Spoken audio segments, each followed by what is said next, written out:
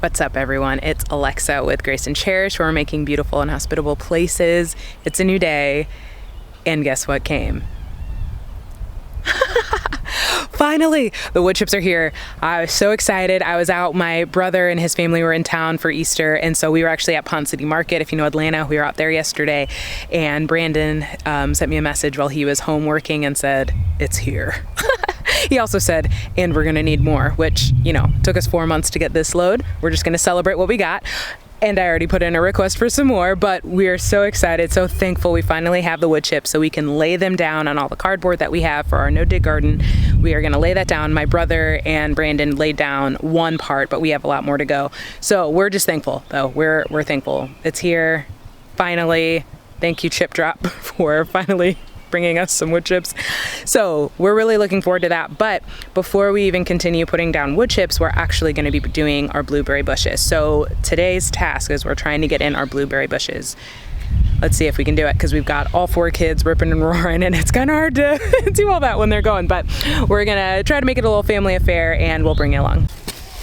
All right, Brandon's digging the hole, and we know that when planting these blueberry bushes, we have 2 that are a bit more mature and then 3 that are all about the same spot.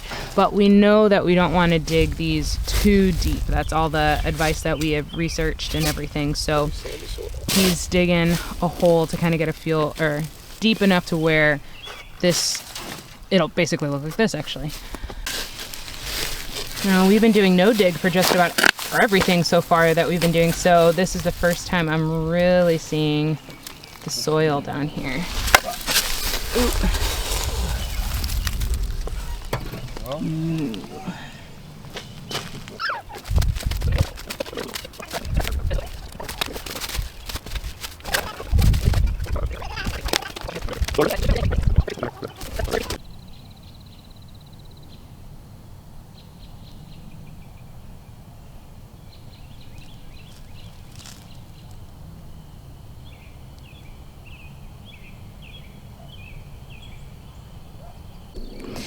All right, so it was a little bit tougher to do some of the planting today with all 4 kids were going. It's usually, the older 3, it's not as bad, but with the baby, you know, she's only 1, so we had a little bit distracted, but we were able to figure some things out. One of the biggest issues that we ran into is that though we planned out what our garden was going to look like and how we wanted to do the bushes, we had planned on doing a 1, 2, 1, 1, 2, and then 1, 2 is how we were going to do it, in about an 8 by 8 foot bed.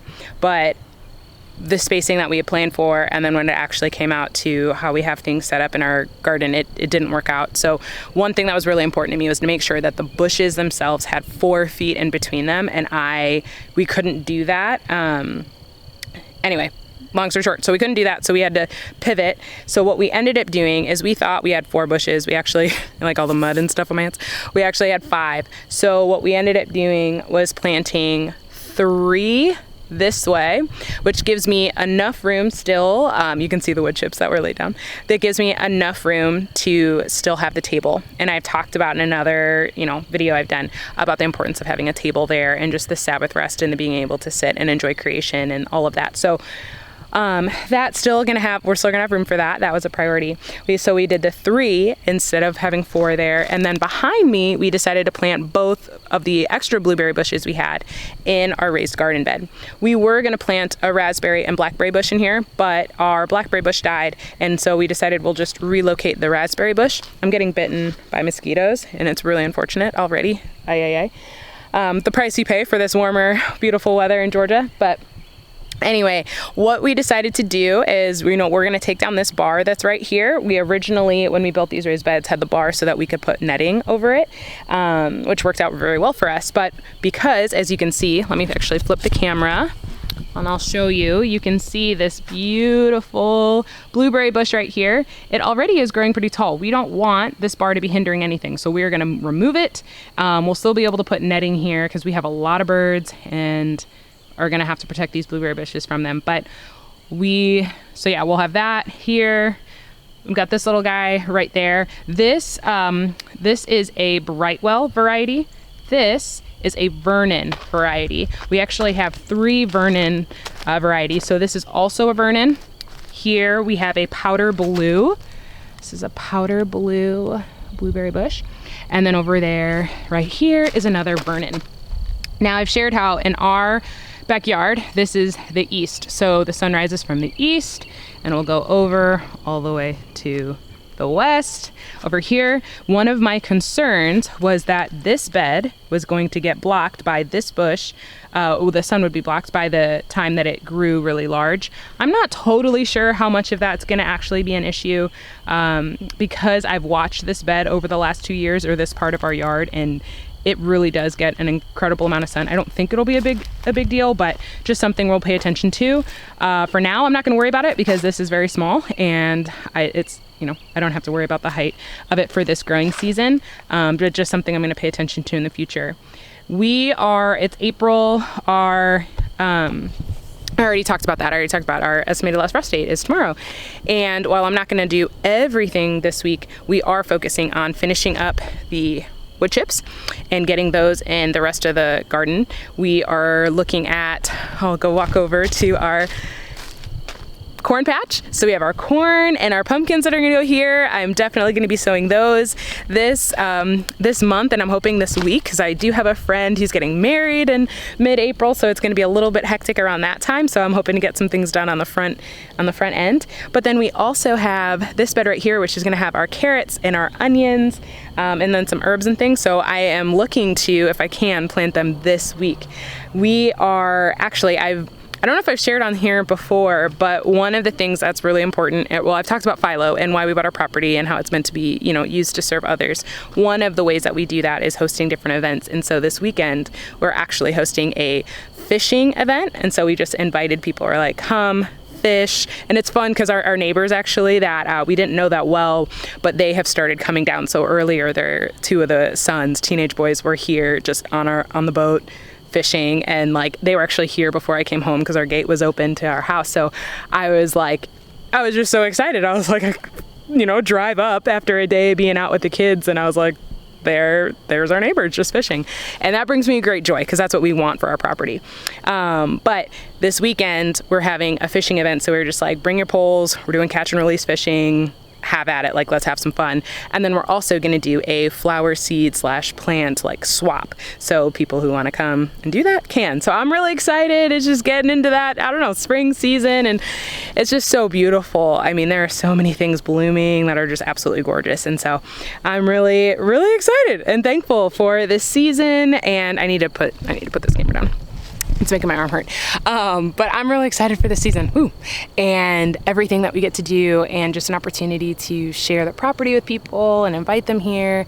Something that has been for me important is that we do 12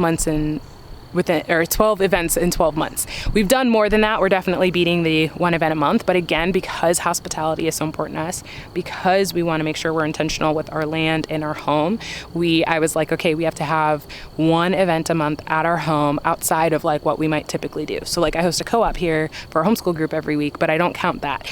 I am adding in other things. So this, March was end of Q1, and it was really neat to look back at all the different things. We got to hold a prayer baby shower celebration for a friend in January.